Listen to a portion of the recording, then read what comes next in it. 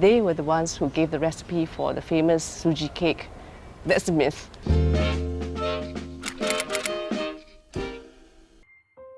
The noodle is a container upon which history and culture is built.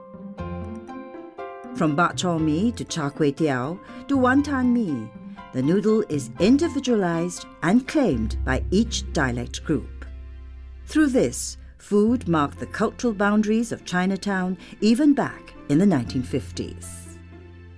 To understand that, we go back to pre-war Singapore. The 30s brought unprecedented prosperity from trade. Tides of Chinese flowed into the land of hope. The colonial system of town planning segmented the Chinese into the area known as Chinatown today. They were further divided into dialect groups, creating enclaves within an enclave. A semblance of this division still marks Chinatown today.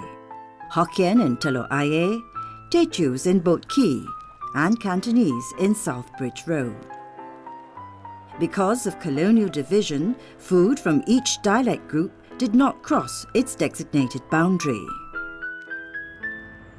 I can remember later in the 50s, 60s, we would, at night, we were hungry, we'd always go to Hokkien Street. And they had all the tables and chairs in the street, and everyone ate Hokkien noodles, which were soupy noodles. So the Hokkiens eat it that way, but the Cantonese eat it dry. You know, it's very different, the noodles that are made by different racial groups. Geraldine was a frequent visitor to Chinatown with her ama in the pre-war years. Today, she's a frequent visitor as a tourist guide. I can always remember the old lady sitting on the stoop, you know, of the step of the van and peeling vegetables and cutting away, which I guess most Westerners would just chuck, you know, everything away that was a bit woody or so on, but they would peel all the skin off the cauliflower and the, you know, the vegetables and cook it up. Every part was used, you know, in a soup or stir fry or so. So they were very, very frugal, which they had to be. Most of those houses, the kitchen was on the ground floor at the back, and those 40 people or so had to share the kitchen. So you had to sort of coordinate and make sure, you know, you didn't step on somebody else's toes or there'd be a few fights in the kitchen. By the 1950s, Chinatown was home to other races, but the old lifestyle remained. Cluttered quarters, living on basics, and daily life spent outdoors. A contrast to the group known as the King's Chinese, the Peranakans. Peranakan history predates colonial Singapore. Their culture and food thrived because of assimilation. In pre-war Singapore, they were the elite class, titled the King's Chinese because of their loyalty to the crown and assimilated Western lifestyle. Because of overcrowding in Chinatown, they were allowed to move in with genteel society out on the East Coast. Their stately seaside homes emulated the Western lifestyle showcased by the Seaview Hotel. This lifestyle dwindled when their fortunes ended during the war. By the mid-50s, many were ready to change loyalties. In the 1955 elections for limited self-government, the King's Chinese voted for independence from the Crown. To celebrate the small victory against British rule, the Merdeka Bridge was opened in 1956. Over it ran the Nicole Highway, which facilitated travel between the city centre and the home ground of the Peranakans, Katong. The Nyonya Peranakan woman's cuisine thrives on slow cooking, accentuated by fresh and natural ingredients. The vibrant colours and flavours were extracted from homegrown plants.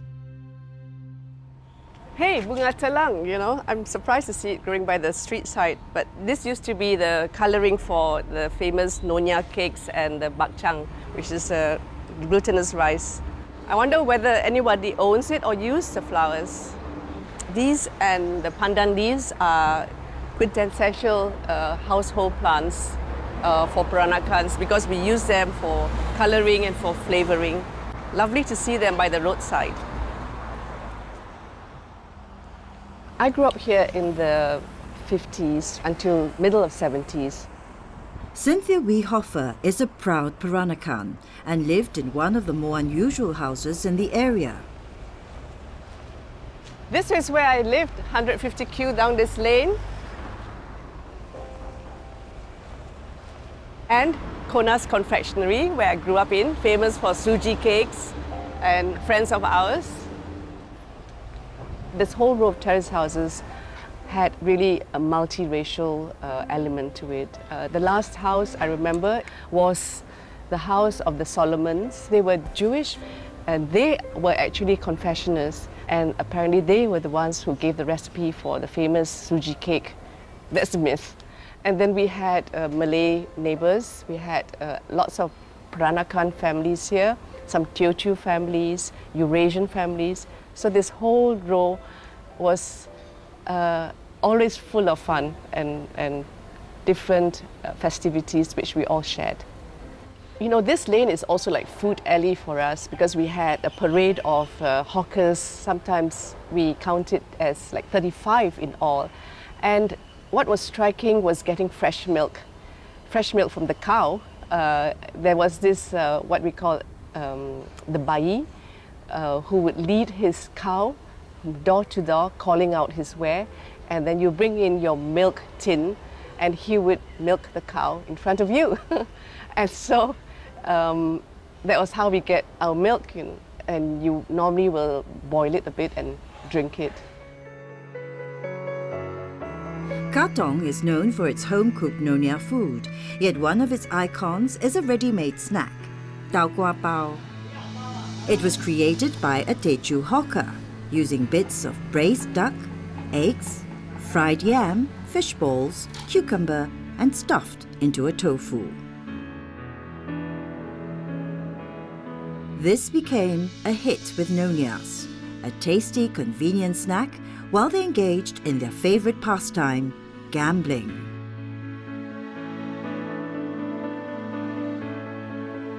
So this is the original tau kwa pao, which I call all pao. So that's why I have a confusion. They are iconic in Katong. They were across the road and now they've moved here, but the grandson is still operating this stall. Everything is made by you all, the duck, everything, the sauces. It looks exactly the same and I'm sure it tastes as good. The sauce is the main thing.